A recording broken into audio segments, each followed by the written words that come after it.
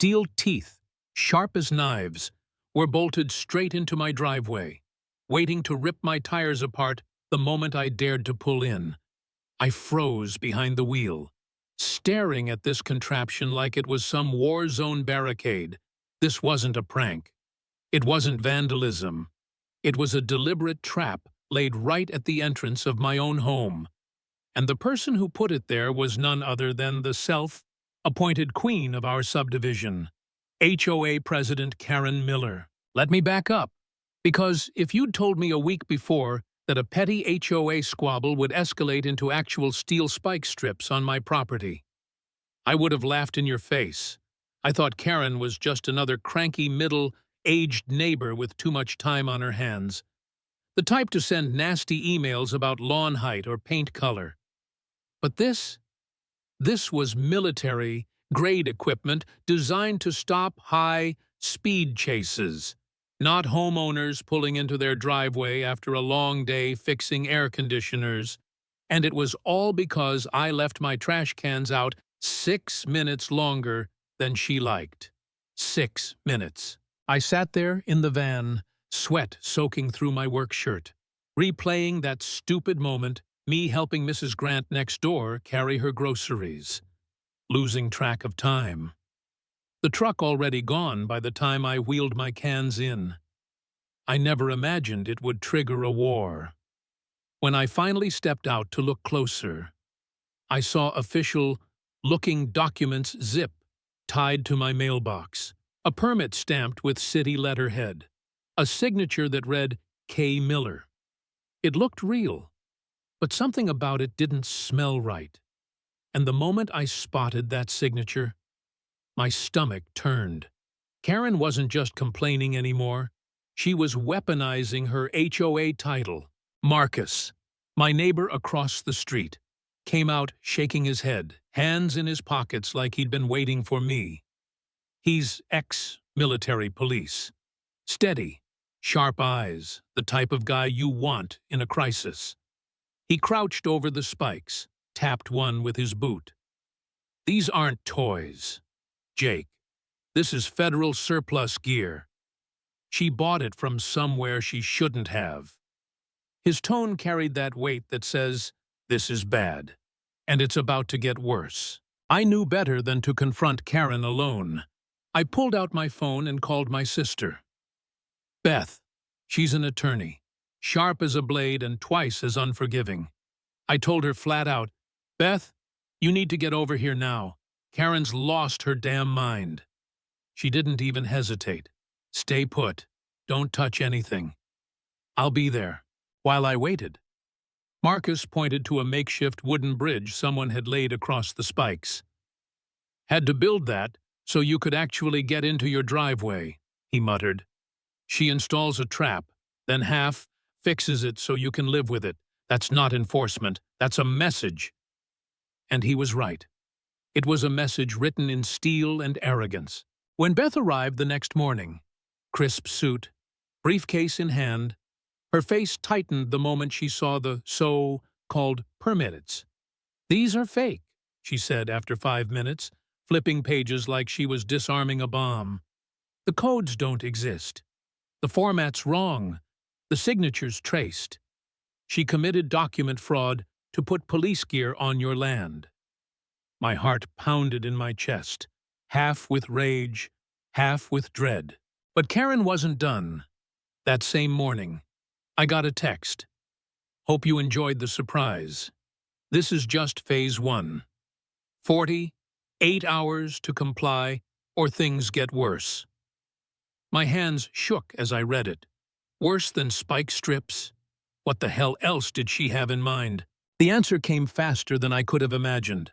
Overnight, reviews started flooding the internet. About me, my business, my supposed safety violations. I've worked 15 years without a single complaint. And suddenly, I was a danger to the public? The posts were detailed, technical, like someone had studied my trade just enough to make the lies believable. Clients started calling, nervous voices saying, "We need to reconsider our contract." By noon, I'd lost my biggest account. It felt like my livelihood was being strangled in real time. I sat at my kitchen table, staring at invoices I couldn't send and jobs I couldn't take. And for the first time I thought, maybe this is my fault. Maybe I screwed up. Maybe I should have just bowed to her stupid rules, moved my cans faster, kept my head down. It's humiliating to admit, but I almost gave in. I almost called her and begged. My chest tightened, my throat dry, and I thought about packing it in, selling the house, starting over somewhere else.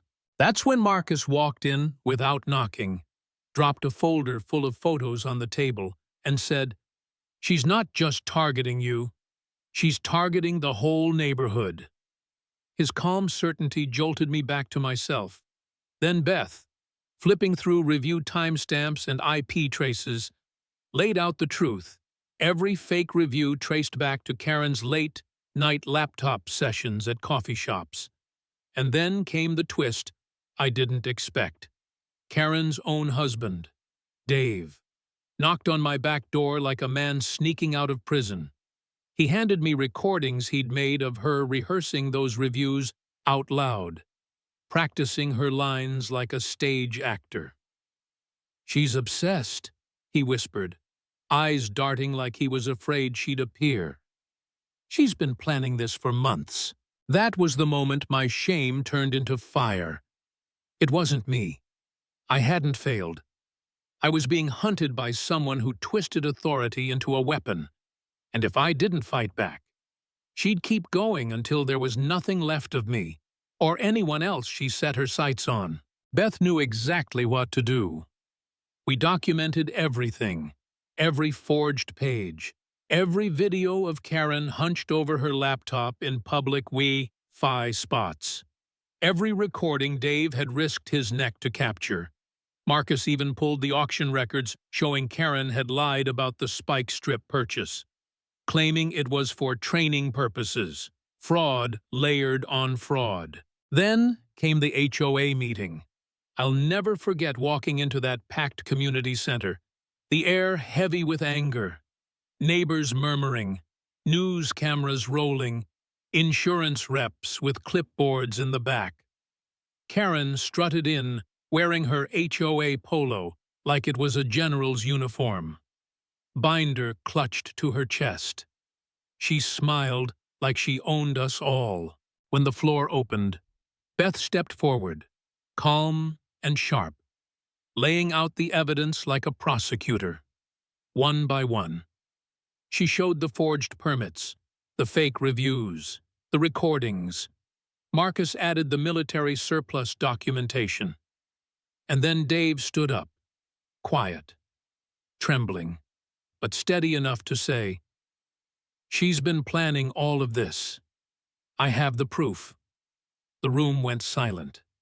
Karen's face twisted from smug to panic to rage in seconds. She screamed about conspiracies, about being the only one protecting community standards. She shouted, "I am the authority here. You can't undermine me." But no one was listening anymore. The insurance rep stood and said flatly, "If she isn't removed, every homeowner here loses coverage by Monday." That was the nail in the coffin. The board voted, unanimously, to strip her of power. Karen lost it. She stormed toward the exit, ranting about betrayal and incompetence, and in her blind fury, she slammed straight into the glass door with a loud thud. The whole room gasped, then burst into laughter. News cameras caught every second. That was the image that spread across the county. The once untouchable president of our HOA, red-faced and humiliated, defeated by her own arrogance. The court made it official days later. 6 months community service, thousands in fines, barred for life from any HOA role. Watching the spike strips ripped out under court order. Watching her empire of petty control collapse right in front of the neighbors she used to bully. I can't lie. It was the sweetest silence I've ever felt. I stood on my porch that night, no words left, just breathing in the calm. The trap was gone. The reviews were exposed as fraud. My business saved. Karen had turned her HOA title into a weapon. But in the end, it was the law that wrapped her wrists in cold steel. And if there's one thing I learned, it's this. When power gets abused, when someone like Karen thinks they can twist rules into chains, you have to fight back. Because the only real authority is justice. And that's what we show. Right here on HOA Drama Unfolded.